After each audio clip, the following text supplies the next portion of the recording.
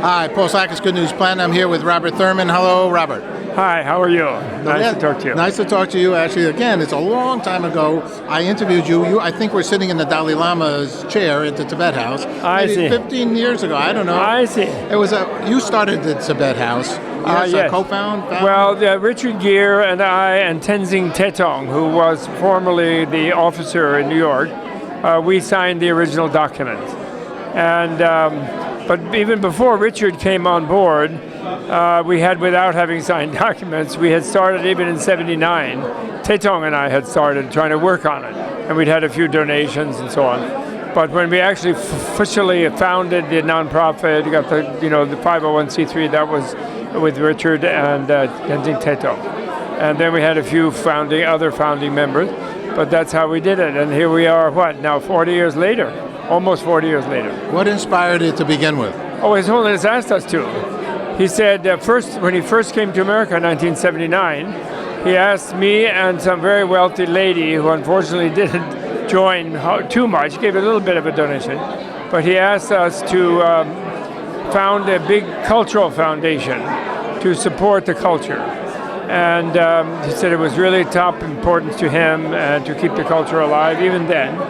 And of course we did what we could. At that time I didn't live in New York, and I was just a young professor and so on.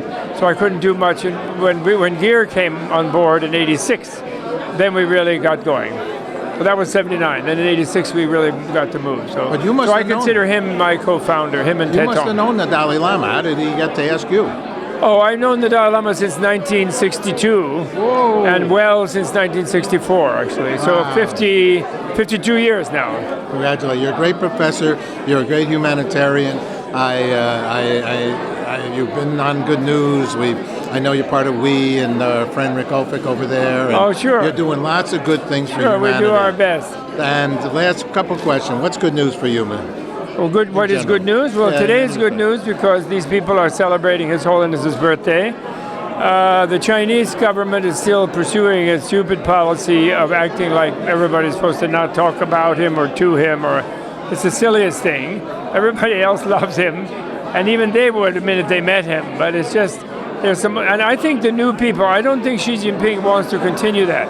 I think that there's some old people still have the Chinese policy stuck in a negative groove, and I think there will be a change soon. I'm very optimistic about it, and that would be the good news.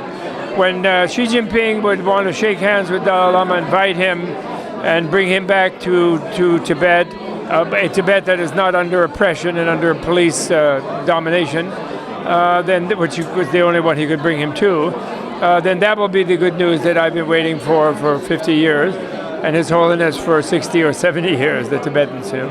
That will be really good news. It doesn't mean having to break Tibet away from China. It means China realizing that a free Tibet within its territory, but free from its meddling, is a better advantage for it and a jewel for it rather than a dominated and exploited one. Last question. We're also very involved with the International Day of Peace, September 21st. Yes. And we invite you in the Tibet House. Yes. I want to speak with your son and getting more involved. We have Ray Chambers is big on that, right? Yes, he loves that as well. We have Times Square. We're going to do a concert, a whole bunch of things. So I asked many people, what does peace mean to you? Peace? Peace. Well, peace means lack of war, and people talking things through and not losing their temper.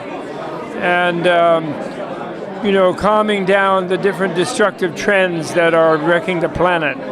Even if there was no war and they were still pumping out the carbon into the air and overproducing and overpolluting, I think it would still not be peace because we'd be still making a war on nature and a war on animals. So peace means all around calming down and enjoying the beauty of being on the planet. And also in families, it means listening to the females in the family and elevating them to have an equal power to the males. And the societies where that is not the case are the ones where most of the trouble occurs. And so, it's not the case fully in any society, but where their women are most oppressed are the most desperate societies, as you know. So I'm not going to say names, but you know what I'm saying. So that also means peace to me, peace in the family. You have to have peace in the family. And then I guess since it's His Holiness' birthday, I guess I'm forced to also say that peace in one's own heart is the key, because he has this great slogan, world peace through inner peace. That's His Holiness' wonderful slogan, meaning that each of us, instead of bitching about how other people are being unpeaceful and violent and horrible, although we should protest about it, but instead of that, we mainly focus on not participating in it ourselves and being peaceful and responding to injury in a tolerant manner and so on. Robert Okay? Durham, thank you so much. All right. Thank you. Not at all. Nice to talk to you both. Take care.